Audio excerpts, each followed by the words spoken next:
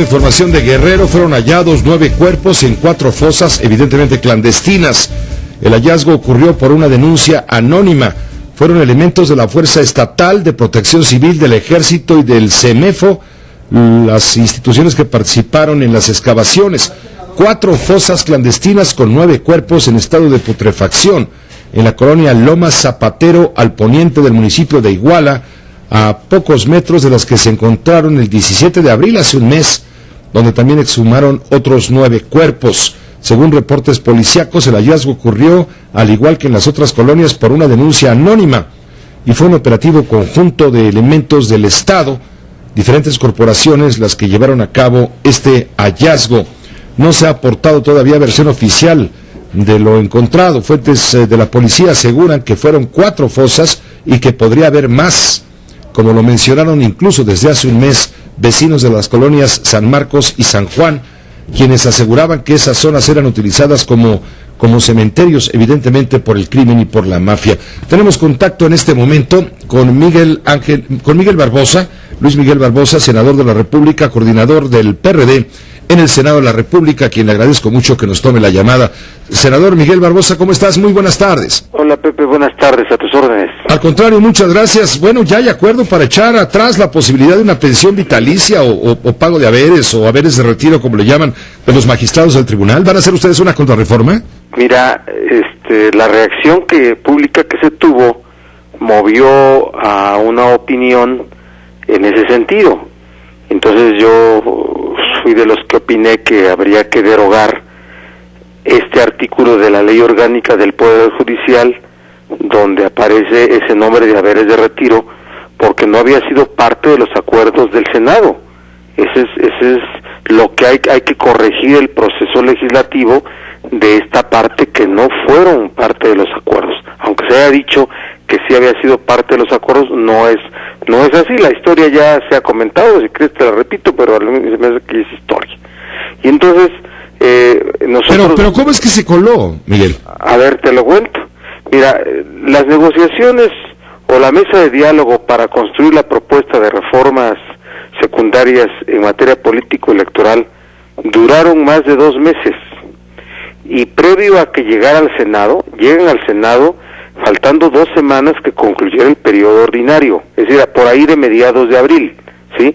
Pero antes estuvo más de mes y medio en Secretaría de Gobernación, con la participación de grupos parlamentarios, diputados y senadores, dirigencias políticas de PRI, PAN, PRD, más gobierno federal, ¿sí? Y entonces, cuando estuvo en Gobernación, nunca se habló de este asunto, nunca apareció en los temas que se estaban debatiendo para ir formando contenidos. ¿Cuándo apareció? Cuando llegó al Senado y apareció la primera versión de un posible dictamen de comisiones. Ahí apareció, ¿sí? Es decir, cuando en las últimas 2 semanas del mes de abril. Apareció inmediatamente, todos los grupos se expresaron para que desapareciera, ¿sí? Y así también se expresó el gobierno federal. Felipe Solís Acero así lo dijo. Fue un acuerdo y se quitó ya de la discusión. ¿Cuándo volvió a aparecer? Volvió a aparecer días previos, 1 o 2 días a que se votara y se dictaminara el martes 13. El día mismo, y volvió a quitarse, diciendo que no sería parte de lo que sería el contenido del dictamen.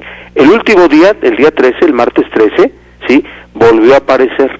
Y nuevamente nosotros, a través de Alejandro Encinas, manifestamos nuestra oposición a ello. ¿Cuál fue la realidad? Que en el último dictamen, el que subió al Pleno, seguía sostenido y había una posición del gobierno federal de que quedara allí. Era un poco la terquedad del PRI del Verde, ¿no? Yo no veo al PRI y al Verde como tal, veo al gobierno federal y claro, respaldado por las posiciones de estos grupos parlamentarios, pero no hubo ni debate. Pepe, no hubo ni debate de eso porque dábamos por hecho que desaparecía. Y al final fue una condición en poner en crisis el conjunto de la reforma o aceptar que se votara y que nosotros iniciáramos un proceso para derogar ese artículo. Cuando surge el escándalo en Cámara de Diputados, bueno, comienzan los dichos de decir nos chamaquearon, no nos dimos cuenta. Eso no es cierto. sabíamos que existía, pero el acuerdo era que desapareciera y no se cumplió, se impuso de esa forma. Surge el escándalo y creo yo que el método fue el inadecuado y ahora hay que corregir, hay que limpiar el proceso, derogando este artículo y no estableciendo una modificación al mismo que regule los llamados saberes de retiro, porque ni siquiera están bien conceptualizados, ni los alcances, ni nada. Nunca fue una pensión vitalicia, como para los ministros de la Corte existe, y existe desde una disposición constitucional, nunca lo fue, pero nunca se estableció cuál era el alcance de lo que se ha dado a llamar haberes de retiro, y yo creo que aquí los que pierden también, y yo no me sumo a la crítica que se le hace a los magistrados de la Sala Superior del TRICE, porque para mí su trabajo ha sido responsable, ha sido serio, y yo creo que le han dado estabilidad al proceso jurisdiccional en materia electoral y materia de derechos ciudadanos. Así es que inclusive ellos salen mal con una opinión negativa en este asunto, y yo creo que de manera inocente. Pero digamos que las cosas así ocurrieron y hay que corregirlas, y que sirva también para que no se abandonen este tipo de prácticas en los procedimientos de construcción de leyes, Pepe. Esto viene en un periodo extraordinario, esta derogación, esta contrarreforma, ¿para cuándo lo estimas, Miguel? Mira, primero yo he visto la evolución en la posición del PRI.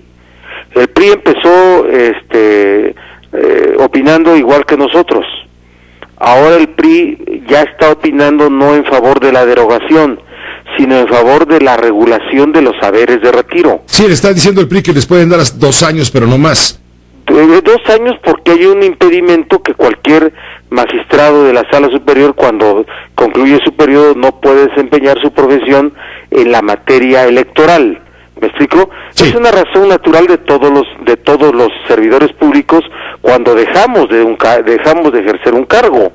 Siempre hay un tiempo para poder desempeñar otro de tal naturaleza, para ocupar otros. ¿Sí me explico? Siempre hay una condición. Los senadores, los diputados, no podemos ir a ocupar ningún cargo de los órganos autónomos del Estado como IFAI o cualquier otro. Siempre hay cosas así, pero no siempre la actividad productiva de una persona se reduce al ejercicio profesional, ¿no?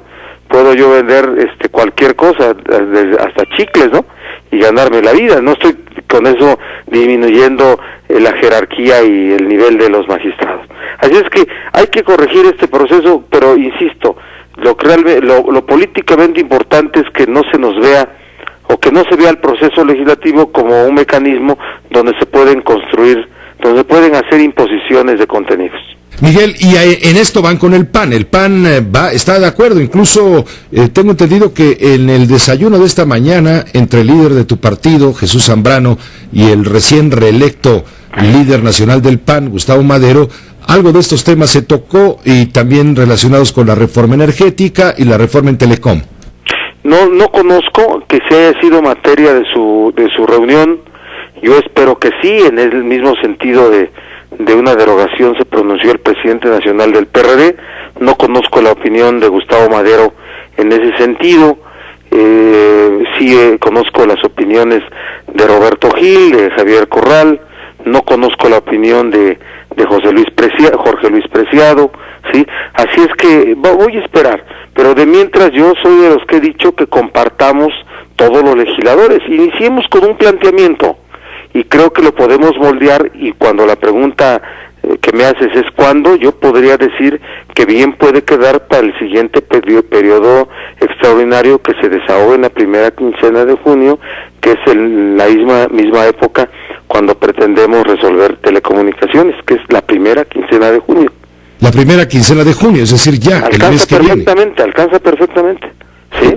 Y hoy también tú mencionabas que la reforma energética es mejor verla con detalle y sin prisa después del Mundial.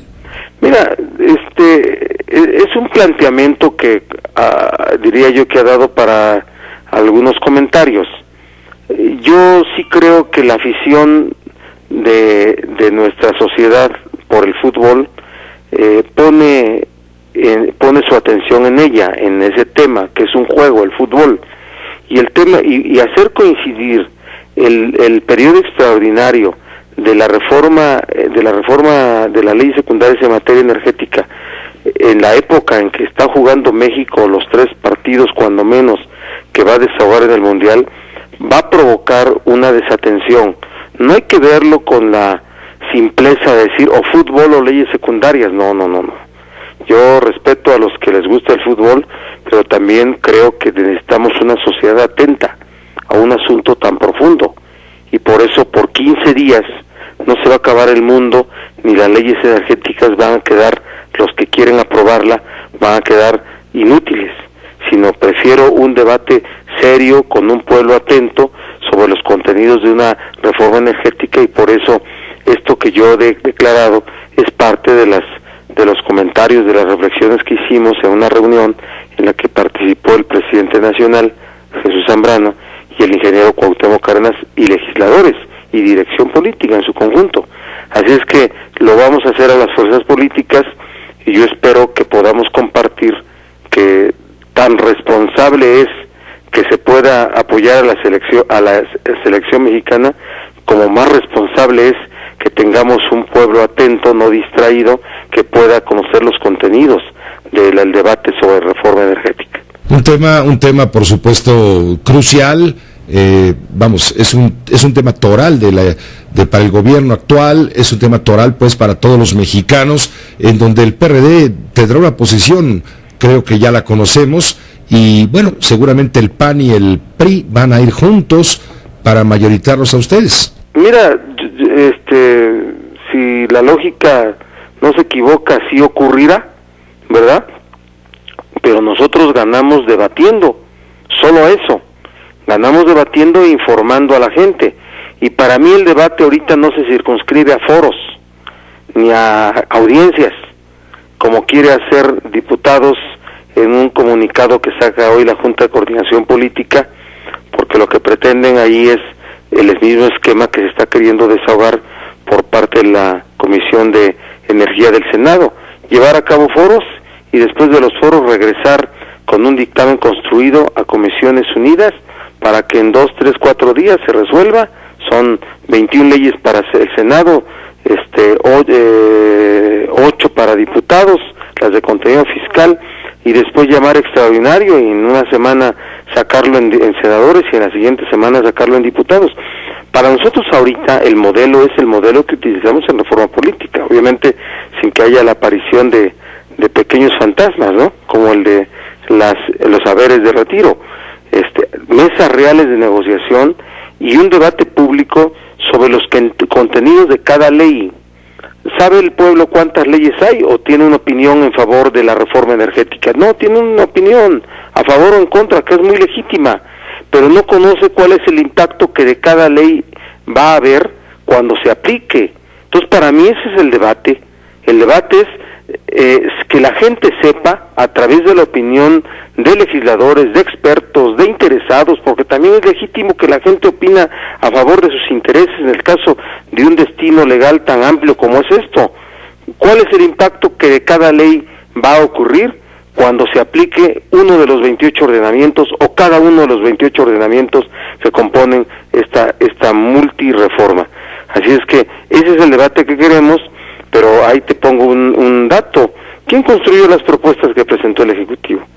Mexicanos no, la construyeron despachos internacionales, expertos en la materia energética, coordinados por algún despacho o 2 despachos internacionales con sede en México.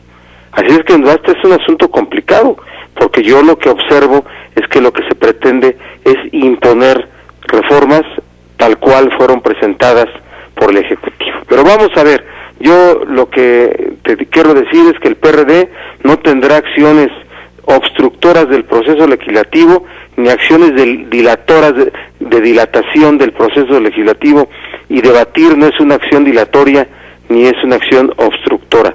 Debatir es lo mínimo que se debe hacer frente a un tema tan importante. Dilatorio fue haber presentado la iniciativa el 30 de abril, cuando se iba al final del periodo, el último día del periodo ordinario de sesiones, cuando se iba a presentar supuestamente el 1 de febrero, que es en el arranque. Es decir, dilación, ¿sí? Ahora que queremos un proceso de debate amplio, profundo, nos dicen que tenemos acciones dilatorias. No lo admito, y no lo admito, no por reto, no reto a nadie, simplemente tenemos una posición pública y ahora queremos un pueblo atento, y por eso estamos haciendo esta propuesta para que se vaya en la primera o en la segunda quincena de julio. Son 15 días, Pepe, por favor. Miguel, te agradezco muchísimo la oportunidad de escucharte. Yo, Pepe, más encantado y más agradecido de tu atención, como siempre. Un abrazo, hasta luego. El senador Miguel Barbosa, coordinador del PRD en el Senado de la República. Bueno, él dice, nosotros vamos a debatir una reforma que no es una propuesta de los mexicanos, sino ha sido diseñada en despachos internacionales